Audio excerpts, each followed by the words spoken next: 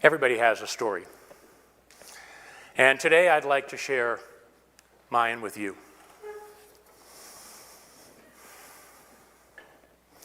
On the evening of July 29th, 2013, while enjoying the hot tub with friends, talking and laughing, I noticed my wife, Bonnie, was leaning over the side of the hot tub. I went over to check on her, and when I turned her around, I knew something was terribly wrong. She was unresponsive. Her eyes were closed, with little color in her face. I was screaming her name at the top of my lungs, though she was just mere inches away. I prayed that she would wake up, but my cries were met with no response.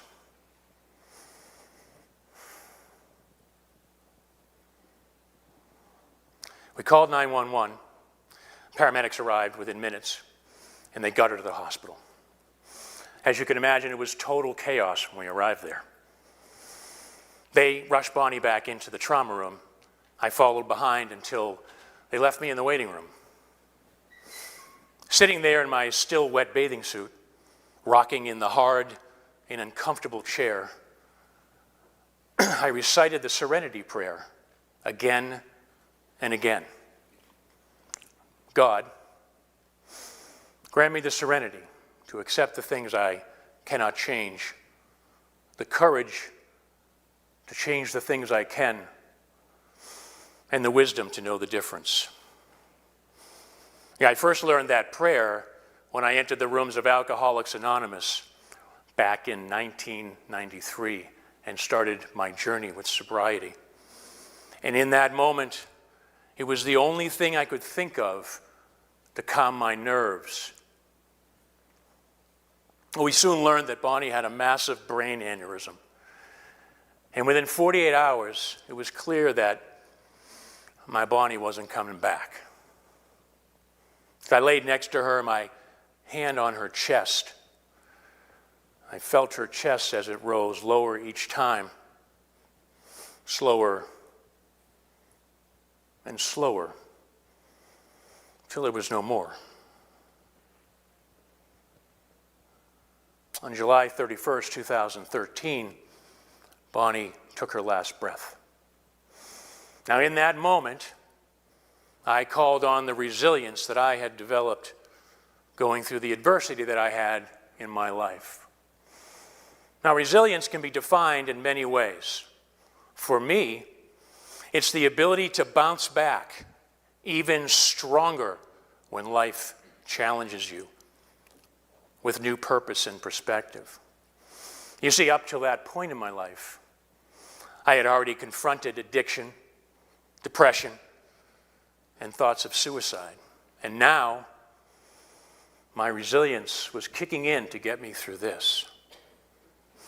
A Harvard medical study in 2017 cited that the lack of resilience can lead to chronic stress and be associated with high blood pressure, depression, addiction, and even heart disease. Well, knowing this all too well, it became my mission to help others build resilience and overcome adversity. I became obsessed with trying to find out how we build resilience. And I started my journey to find my why, my spark. Now, in that process, I developed the AAA formula to help others overcome adversity and build resilience for whatever comes next in life. Now, I can tell you that this takes work, and it doesn't happen overnight. But if you do the work, you will get through anything in life and be ready for whatever life has in store for you. The first A is to accept. Here we accept our adversity. Well, it's here to make us stronger and not break us. And we trade our expectations for acceptance. I learned that the expectations we put on ourselves has a profound ability for our ability to accept that where we are is exactly where we need to be. Looking back at my early days of sobriety, some 31 years now, it was difficult for me to get any kind of progress until I was able to accept where I was exactly where I needed to be. To surrender, but never give up. That mindset, that act of surrender, that gave me what I needed to embrace the process and continue to conquer my addiction every day, one day at a time. The second A is to appreciate. Here we thank our adversity. It is here to make us stronger and not break us, for sure. In fact, it can have many positive effects in our life. Adversity makes us stronger. It helps us build new prospects, new developments, right? It gives us a greater appreciation for what we have. Now, in my early 20s, I became legally blind in the left eye from a rare eye disease. Now, I was fortunate enough to get a donor transplant. Today, I have no long-term effects. Well, I learned to appreciate the gift of sight and the miracle of modern medicine. Today, I'm grateful to move forward with that new perspective and appreciation. Now, living in a state of gratitude also has some serious health benefits. Studies have proven that the brain cannot process fear or anger if you are in a state of gratitude. So, for me, living in gratitude lowers my stress and gives me the ability to build that strong foundation for good mental health. Okay, the third A. The third A is to assess. So we pull back and we see our adversity as a gift. We can only do this if we see our adversity as a positive motivator in our life. If we truly learn from the adversity, then we have the clarity and conviction to move forward. Now, let me tell you a story of how the AAA formula played out recently when life threw me yet another curveball. Moving to London on a business assignment in early 2020 proved to be, well, a bit of a challenge when COVID hit and the country went into lockdown. I had to accept that, that assignment's probably going to be a bit different than I expected. And I had to trade in my expectations of maybe traveling Europe for the next 2 years. I learned to appreciate the little things in life, like a walk in the park or the unexpected quiet of the city. And then applying the third A, I assessed what steps I needed to take in order to move forward and find my true purpose there.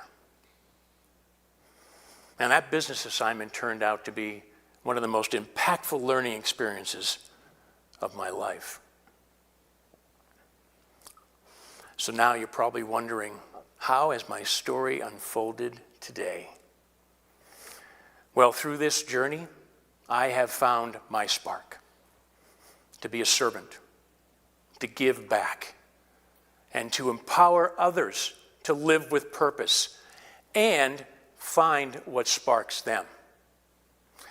And if you got something out of my story today that you can use in your life, I am forever grateful. I stand before you a man that is blessed beyond measure. I am proof that you can not only survive, but you can thrive after adversity. And if you do the work, you will be ready for whatever life has in store. And I have found love again. Yeah. With Missy, a beautiful soul that has taught me that there can be love again after tragedy.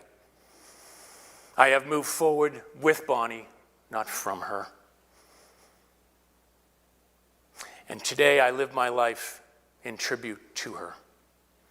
I am absolute proof that you can not just survive, but thrive adversity.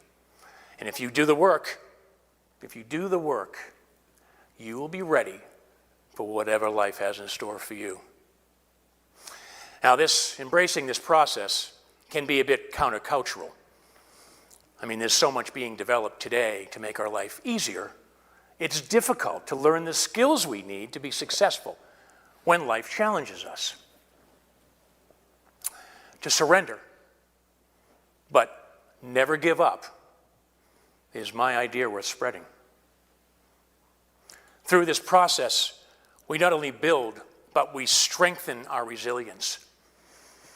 And once you have that, it will guide you and take you to places, well, that you could never imagine. So my wish for you today is that you never look at adversity again the same way, that you embrace it.